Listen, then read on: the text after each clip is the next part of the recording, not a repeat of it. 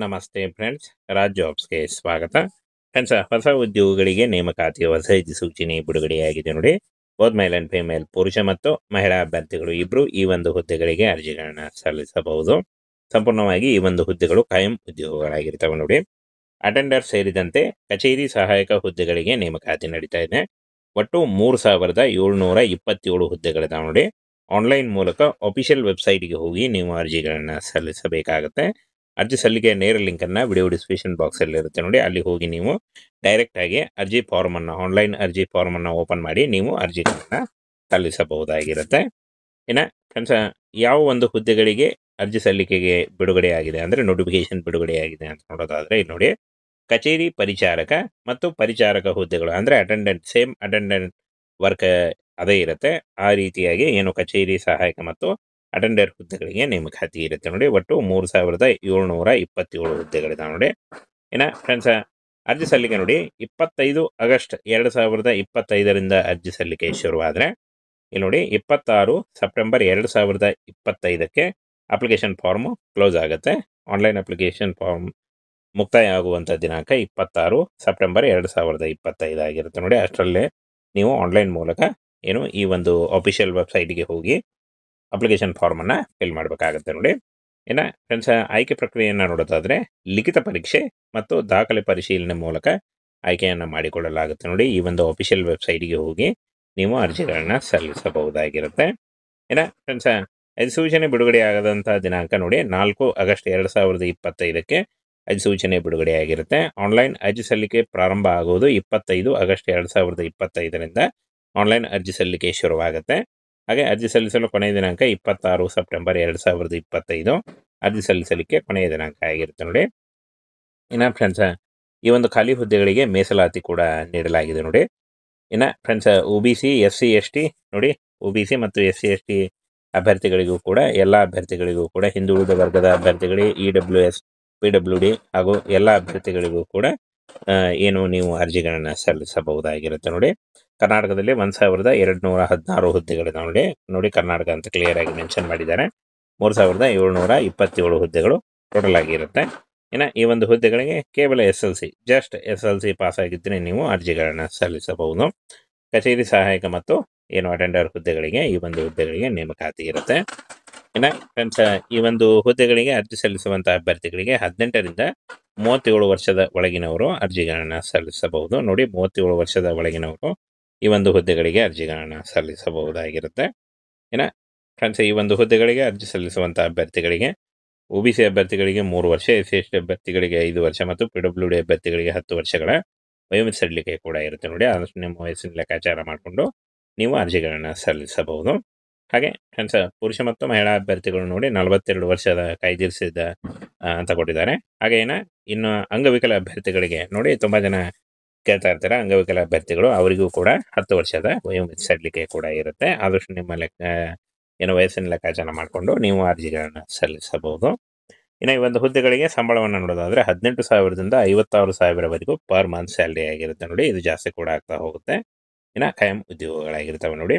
ಇನ್ನು ಫ್ರೆಂಡ್ಸ್, ಈ ಒಂದು ಹುದ್ದೆಗಳಿಗೆ ಯಾವ ರೀತಿಯಾಗಿ ಆಯ್ಕೆ ಪ್ರಕ್ರಿಯೆ ನಡೆಯುತ್ತೆ ಅಂತ ನೋಡೋದಾದರೆ ನೋಡಿ, ಲಿಖಿತ ಪರೀಕ್ಷೆ, ದಾಖಲೆ ಪರಿಶೀಲನೆ ಇರುತ್ತೆ ನೋಡಿ. ಲಿಖಿತ ಪರೀಕ್ಷೆಯಲ್ಲಿ ಪಾಸ್ ಆದಂಥ ಅಭ್ಯರ್ಥಿಗಳಿಗೆ ದಾಖಲೆ ಪರಿಶೀಲನೆಯನ್ನು ಮಾಡಿ ಅರ್ಜಿಗೆ ಅಂದರೆ ನಿಮಗೆ ಆಯ್ಕೆಯನ್ನು ಮಾಡಿಕೊಳ್ಳಲಾಗುತ್ತೆ. ಇನ್ನು ಅರ್ಜಿ ಶುಲ್ಕ ನೋಡಿ, ಎಲ್ಲ ವರ್ಗದವರಿಗೂ, ಟೋಟಲ್ ಆಗಿ ಎಲ್ಲ ವರ್ಗದವರಿಗೂ 100 ರೂಪಾಯಿ ಅರ್ಜಿ ಶುಲ್ಕ ಇರುತ್ತೆ ನೋಡಿ. ಈ ಒಂದು 100 ರೂಪಾಯಿಯನ್ನು ನೀವು ಆನ್ಲೈನ್ ಮೂಲಕ credit card, debit card, net banking ಅಥವಾ ಇರುತ್ತೆ, ಇಲ್ಲಿ ನೋಡಿ ಆನ್ಲೈನ್ ಮೂಲಕ ಈ ಒಂದು ಅಫಿಷಿಯಲ್ ವೆಬ್ಸೈಟ್ಗೆ ಹೋಗಿ ನೀವು ಅರ್ಜಿಗಳನ್ನು ಸಲ್ಲಿಸಬೇಕಾಗುತ್ತೆ. ಅಫಿಷಿಯಲ್ ವೆಬ್ಸೈಟ್ನ ನೇರ ಲಿಂಕು ವಿಡಿಯೋ ಡಿಸ್ಕ್ರಿಪ್ಷನ್ ಬಾಕ್ಸಲ್ಲಿ ಇರುತ್ತೆ ನೋಡಿ. ಅಲ್ಲಿ ಹೋಗಿ ನೀವು ಡೈರೆಕ್ಟಾಗಿ ಅರ್ಜಿಗಳನ್ನು ಸಲ್ಲಿಸಬಹುದು. ಫ್ರೆಂಡ್ಸ್, ಹೊಸ ಉದ್ಯೋಗಿಗಳಿಗೆ ನೇಮಕಾತಿಯ ಹೊಸ ಸೂಚನೆ ಬಿಡುಗಡೆಯಾಗಿದೆ ನೋಡಿ. ಬೋತ್ ಮೇಲ್ ಅಂಡ್ ಫಿಮೇಲ್, ಪುರುಷ ಮತ್ತು ಮಹಿಳಾ ಅಭ್ಯರ್ಥಿಗಳು ಇಬ್ಬರು ಈ ಒಂದು ಹುದ್ದೆಗಳಿಗೆ ಅರ್ಜಿಗಳನ್ನು ಸಲ್ಲಿಸಬಹುದು. ಸಂಪೂರ್ಣವಾಗಿ ಈ ಒಂದು ಹುದ್ದೆಗಳು ಕಾಯಂ ಉದ್ಯೋಗಗಳಾಗಿರ್ತವೆ ನೋಡಿ. ಅಟೆಂಡರ್ ಸೇರಿದಂತೆ ಕಚೇರಿ ಸಹಾಯಕ ಹುದ್ದೆಗಳಿಗೆ ನೇಮಕಾತಿ ನಡೀತಾ ಇದೆ. ಒಟ್ಟು 3727 ಹುದ್ದೆಗಳಿದಾವೆ ನೋಡಿ. ಆನ್ಲೈನ್ ಮೂಲಕ ಅಫಿಷಿಯಲ್ ವೆಬ್ಸೈಟ್ಗೆ ಹೋಗಿ ನೀವು ಅರ್ಜಿಗಳನ್ನು ಸಲ್ಲಿಸಬೇಕಾಗತ್ತೆ. ಅರ್ಜಿ ಸಲ್ಲಿಕೆಯ ನೇರ ಲಿಂಕನ್ನು ವಿಡಿಯೋ ಡಿಸ್ಕ್ರಿಪ್ಷನ್ ಬಾಕ್ಸಲ್ಲಿ ಇರುತ್ತೆ ನೋಡಿ. ಅಲ್ಲಿ ಹೋಗಿ ನೀವು ಡೈರೆಕ್ಟಾಗಿ ಅರ್ಜಿ ಫಾರ್ಮನ್ನು, ಆನ್ಲೈನ್ ಅರ್ಜಿ ಫಾರ್ಮನ್ನು ಓಪನ್ ಮಾಡಿ ನೀವು ಅರ್ಜಿಗಳನ್ನು ಸಲ್ಲಿಸಬಹುದಾಗಿರುತ್ತೆ. ಇನ್ನು ಫ್ರೆಂಡ್ಸ್, ಯಾವ ಒಂದು ಹುದ್ದೆಗಳಿಗೆ ಅರ್ಜಿ ಸಲ್ಲಿಕೆಗೆ ಬಿಡುಗಡೆಯಾಗಿದೆ ಅಂದರೆ ನೋಟಿಫಿಕೇಶನ್ ಬಿಡುಗಡೆಯಾಗಿದೆ ಅಂತ ನೋಡೋದಾದರೆ, ಇಲ್ಲಿ ನೋಡಿ, ಕಚೇರಿ ಪರಿಚಾರಕ ಮತ್ತು ಪರಿಚಾರಕ ಹುದ್ದೆಗಳು ಅಂದರೆ ಅಟೆಂಡೆಂಟ್ ಸೇಮ್ ಅಟೆಂಡೆಂಟ್ ವರ್ಕ್ ಅದೇ ಇರುತ್ತೆ. ಆ ರೀತಿಯಾಗಿ ಏನು ಕಚೇರಿ ಸಹಾಯಕ ಮತ್ತು ಅಟೆಂಡರ್ ಹುದ್ದೆಗಳಿಗೆ ನೇಮಕಾತಿ ಇರುತ್ತೆ ನೋಡಿ. ಒಟ್ಟು 3727 ಹುದ್ದೆಗಳಿದಾವೆ ನೋಡಿ. ಫ್ರೆಂಡ್ಸ್, ಅರ್ಜಿ ಸಲ್ಲಿಕೆ ನೋಡಿ 25 ಆಗಸ್ಟ್ 2025ರಿಂದ ಅರ್ಜಿ ಸಲ್ಲಿಕೆ ಶುರುವಾದರೆ ಇಲ್ಲಿ ನೋಡಿ 26 ಸೆಪ್ಟೆಂಬರ್ 2025ಕ್ಕೆ ಅಪ್ಲಿಕೇಶನ್ ಫಾರ್ಮು ಕ್ಲೋಸ್ ಆಗುತ್ತೆ. ಆನ್ಲೈನ್ ಅಪ್ಲಿಕೇಶನ್ ಫಾರ್ಮ್ ಮುಕ್ತಾಯ ಆಗುವಂಥ ದಿನಾಂಕ 26 ಸೆಪ್ಟೆಂಬರ್ 2025 ಆಗಿರುತ್ತೆ ನೋಡಿ. ಅಷ್ಟರಲ್ಲೇ ನೀವು ಆನ್ಲೈನ್ ಮೂಲಕ ಏನು ಈ ಒಂದು ಅಫಿಷಿಯಲ್ ವೆಬ್ಸೈಟ್ಗೆ ಹೋಗಿ ಅಪ್ಲಿಕೇಶನ್ ಫಾರ್ಮನ್ನು ಫಿಲ್ ಮಾಡಬೇಕಾಗುತ್ತೆ ನೋಡಿ. ಫ್ರೆಂಡ್ಸ್, ಆಯ್ಕೆ ಪ್ರಕ್ರಿಯೆಯನ್ನು ನೋಡೋದಾದರೆ ಲಿಖಿತ ಪರೀಕ್ಷೆ ಮತ್ತು ದಾಖಲೆ ಪರಿಶೀಲನೆ ಮೂಲಕ ಆಯ್ಕೆಯನ್ನು ಮಾಡಿಕೊಳ್ಳಲಾಗುತ್ತೆ ನೋಡಿ. ಈ ಒಂದು ಅಫಿಷಿಯಲ್ ವೆಬ್ಸೈಟ್ಗೆ ಹೋಗಿ ನೀವು ಅರ್ಜಿಗಳನ್ನು ಸಲ್ಲಿಸಬಹುದಾಗಿರುತ್ತೆ. ಫ್ರೆಂಡ್ಸ್, ಅಧಿಸೂಚನೆ ಬಿಡುಗಡೆಯಾಗದಂಥ ದಿನಾಂಕ ನೋಡಿ 4 ಆಗಸ್ಟ್ 2025ಕ್ಕೆ ಅಧಿಸೂಚನೆ ಬಿಡುಗಡೆಯಾಗಿರುತ್ತೆ. ಆನ್ಲೈನ್ ಅರ್ಜಿ ಸಲ್ಲಿಕೆ ಪ್ರಾರಂಭ ಆಗುವುದು 25 ಆಗಸ್ಟ್ 2025ರಿಂದ ಆನ್ಲೈನ್ ಅರ್ಜಿ ಸಲ್ಲಿಕೆ ಶುರುವಾಗುತ್ತೆ. ಹಾಗೆ ಅರ್ಜಿ ಸಲ್ಲಿಸಲು ಕೊನೆಯ ದಿನಾಂಕ 26 ಸೆಪ್ಟೆಂಬರ್ 2025 ಅರ್ಜಿ ಸಲ್ಲಿಸಲಿಕ್ಕೆ ಕೊನೆಯ ದಿನಾಂಕ ಆಗಿರುತ್ತೆ ನೋಡಿ. ಫ್ರೆಂಡ್ಸ್, ಈ ಒಂದು ಖಾಲಿ ಹುದ್ದೆಗಳಿಗೆ ಮೀಸಲಾತಿ ಕೂಡ ನೀಡಲಾಗಿದೆ ನೋಡಿ. ಫ್ರೆಂಡ್ಸ್, OBC SC ST ನೋಡಿ, OBC ಮತ್ತು SC ST ಅಭ್ಯರ್ಥಿಗಳಿಗೂ ಕೂಡ ಎಲ್ಲ ಅಭ್ಯರ್ಥಿಗಳಿಗೂ ಕೂಡ ಹಿಂದುಳಿದ ವರ್ಗದ ಅಭ್ಯರ್ಥಿಗಳಿಗೆ EWS PWD ಹಾಗೂ ಎಲ್ಲ ಅಭ್ಯರ್ಥಿಗಳಿಗೂ ಕೂಡ ಏನು ನೀವು ಅರ್ಜಿಗಳನ್ನು ಸಲ್ಲಿಸಬಹುದಾಗಿರುತ್ತೆ ನೋಡಿ. ಕರ್ನಾಟಕದಲ್ಲಿ 1216 ಹುದ್ದೆಗಳಿದಾವೆ ನೋಡಿ. ಕರ್ನಾಟಕ ಅಂತ ಕ್ಲಿಯರ್ ಆಗಿ ಮೆನ್ಷನ್ ಮಾಡಿದ್ದಾರೆ. 3727 ಹುದ್ದೆಗಳು ಟೋಟಲ್ ಆಗಿರುತ್ತೆ. ಈ ಒಂದು ಹುದ್ದೆಗಳಿಗೆ ಕೇವಲ SLC ಜಸ್ಟ್ SLC ಪಾಸ್ ಆಗಿದ್ದರೆ ನೀವು ಅರ್ಜಿಗಳನ್ನು ಸಲ್ಲಿಸಬಹುದು. ಕಚೇರಿ ಸಹಾಯಕ ಮತ್ತು ಏನು ಅಟೆಂಡರ್ ಹುದ್ದೆಗಳಿಗೆ ಈ ಒಂದು ಹುದ್ದೆಗಳಿಗೆ ನೇಮಕಾತಿ ಇರುತ್ತೆ. ಫ್ರೆಂಡ್ಸ್, ಈ ಒಂದು ಹುದ್ದೆಗಳಿಗೆ ಅರ್ಜಿ ಸಲ್ಲಿಸುವಂಥ ಅಭ್ಯರ್ಥಿಗಳಿಗೆ 18ರಿಂದ 37 ವರ್ಷದ ಒಳಗಿನವರು ಅರ್ಜಿಗಳನ್ನು ಸಲ್ಲಿಸಬಹುದು ನೋಡಿ. 37 ವರ್ಷದ ಒಳಗಿನವರು ಈ ಒಂದು ಹುದ್ದೆಗಳಿಗೆ ಅರ್ಜಿಗಳನ್ನು ಸಲ್ಲಿಸಬಹುದಾಗಿರುತ್ತೆ.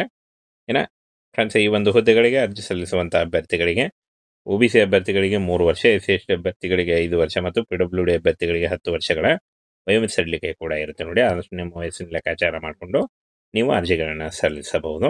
ಹಾಗೆ ಫ್ರೆಂಡ್ಸ್, ಪುರುಷ ಮತ್ತು ಮಹಿಳಾ ಅಭ್ಯರ್ಥಿಗಳು ನೋಡಿ 42 ವರ್ಷದ ಕಾಯ್ದಿರಿಸಿದ ಅಂತ ಕೊಟ್ಟಿದ್ದಾರೆ. ಹಾಗೆ ಇನ್ನು ಅಂಗವಿಕಲ ಅಭ್ಯರ್ಥಿಗಳಿಗೆ ನೋಡಿ, ತುಂಬ ಜನ ಕೇಳ್ತಾ ಇರ್ತಾರೆ ಅಂಗವಿಕಲ ಅಭ್ಯರ್ಥಿಗಳು, ಅವರಿಗೂ ಕೂಡ 10 ವರ್ಷದ ವಯೋಮಿತಿ ಸಡಿಲಿಕೆ ಕೂಡ ಇರುತ್ತೆ. ಆದಷ್ಟು ನಿಮ್ಮ ವಯಸ್ಸಿನ ಲೆಕ್ಕಾಚಾರ ಮಾಡಿಕೊಂಡು ನೀವು ಅರ್ಜಿಗಳನ್ನು ಸಲ್ಲಿಸಬಹುದು. ಈ ಒಂದು ಹುದ್ದೆಗಳಿಗೆ ಸಂಬಳವನ್ನು ನೋಡೋದಾದರೆ 18,000ದಿಂದ 56,000ವರೆಗೂ ಪರ್ ಮಂತ್ ಸ್ಯಾಲ್ರಿ ಆಗಿರುತ್ತೆ ನೋಡಿ. ಇದು ಜಾಸ್ತಿ ಕೂಡ ಆಗ್ತಾ ಹೋಗುತ್ತೆ. ಖಾಯಂ ಉದ್ಯೋಗಗಳಾಗಿರ್ತವೆ ನೋಡಿ. ಫ್ರೆಂಡ್ಸ್, ಈ ಒಂದು ಹುದ್ದೆಗಳಿಗೆ ಯಾವ ರೀತಿಯಾಗಿ ಆಯ್ಕೆ ಪ್ರಕ್ರಿಯೆ ನಡೆಯುತ್ತೆ ಅಂತ ನೋಡೋದಾದರೆ ನೋಡಿ, ಲಿಖಿತ ಪರೀಕ್ಷೆ ದಾಖಲೆ ಪರಿಶೀಲನೆ ಇರುತ್ತೆ ನೋಡಿ. ಲಿಖಿತ ಪರೀಕ್ಷೆಯಲ್ಲಿ ಪಾಸ್ ಆದಂಥ ಅಭ್ಯರ್ಥಿಗಳಿಗೆ ದಾಖಲೆ ಪರಿಶೀಲನೆಯನ್ನು ಮಾಡಿ ಅರ್ಜಿಗೆ ಅಂದರೆ ನಿಮಗೆ ಆಯ್ಕೆಯನ್ನು ಮಾಡಿಕೊಳ್ಳಲಾಗುತ್ತೆ. ಅರ್ಜಿ ಶುಲ್ಕ ನೋಡಿ, ಎಲ್ಲ ವರ್ಗದವರಿಗೂ ಟೋಟಲ್ ಆಗಿ ಎಲ್ಲ ವರ್ಗದವರಿಗೂ 100 ರೂಪಾಯಿ ಅರ್ಜಿ ಶುಲ್ಕ ಇರುತ್ತೆ ನೋಡಿ. ಈ ಒಂದು 100 ರೂಪಾಯಿಯನ್ನು ನೀವು ಆನ್ಲೈನ್ ಮೂಲಕ credit card, debit card, net banking account ಮೂಲಕ ಈ ಒಂದು ಅಫಿಷಿಯಲ್ ವೆಬ್ಸೈಟ್ಗೆ ಹೋಗಿ ನೀವು ಅರ್ಜಿಗಳನ್ನು ಸಲ್ಲಿಸಬೇಕಾಗುತ್ತೆ. ಅಫಿಷಿಯಲ್ ವೆಬ್ಸೈಟ್ನ ನೇರ ಲಿಂಕು ವಿಡಿಯೋ ಡಿಸ್ಕ್ರಿಪ್ಷನ್ ಬಾಕ್ಸಲ್ಲಿ ಇರುತ್ತೆ ನೋಡಿ. ಅಲ್ಲಿ ಹೋಗಿ ನೀವು ಡೈರೆಕ್ಟಾಗಿ ಅರ್ಜಿಗಳನ್ನು ಸಲ್ಲಿಸಬಹುದು.